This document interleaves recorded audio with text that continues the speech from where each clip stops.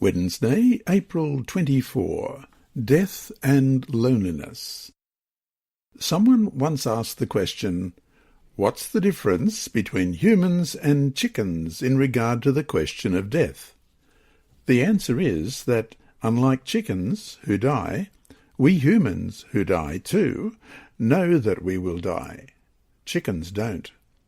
And it's this knowledge of our impending death that greatly impacts how we live now. As we know, all relationships, including marriage, sooner or later come to an end in our greatest enemy, death. No matter how close a union, no matter the great love, the great companionship, the time spent together as human beings, we, unlike chickens, know that sooner or later death will come, unless Jesus returns beforehand. And when it does, all our relationships will cease. This has been our fate from the first sin, and will be so until the return of Jesus. The Bible doesn't tell us which of the two, Adam or Eve, died first, but it must have been particularly painful for the other one, especially since death was never supposed to be part of life to begin with. If, as we saw in an earlier lesson, the death of a single leaf caused them to mourn, who could imagine what they went through with the death of a spouse? The problem is that we are so used to death that we just take it for granted. But it was never supposed to be something that we as humans experienced. Hence, even to this day, we struggle to make sense of it, when so often we just can't. Question: what do the following texts teach us about death and about how people struggle with it? Isaiah chapter 57, verse 1, "The righteous perishes, and no man takes it to heart.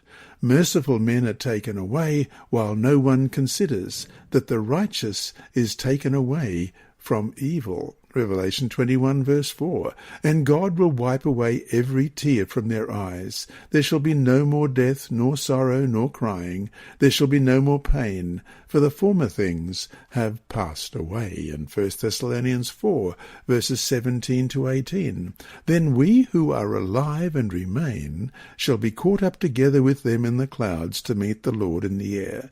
And thus we shall always be with the Lord. Therefore comfort one another with these words."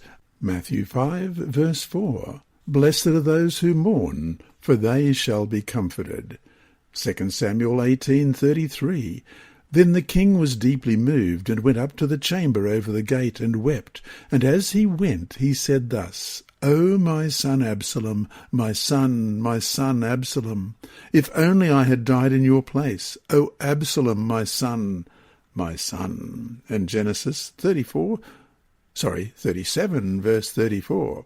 "Then Jacob tore his clothes, put sackcloth on his waist, and mourned for his son many days." No question, not only do we all face the reality of our own death, we face the reality of the death of others, of loved ones, of maybe our closest companion. Hence, sooner or later, many of us will face a season of loneliness brought about by the death of someone else. It's hard, it hurts, and at such times we can, and often must, just claim the promises of God. After all, in this world of sin, suffering, and death, what else do we have? So to finish the day, how can your church help those whom you know are suffering loneliness from the death of a loved one? You have been listening to a reading of the Adult Sabbath School Bible Study Guide by Dr. Percy Harold from Queensland, Australia. This service is brought to you by Hope Channel, the Sabbath School Department, and Christian Services for the Blind. Remember, God is always faithful.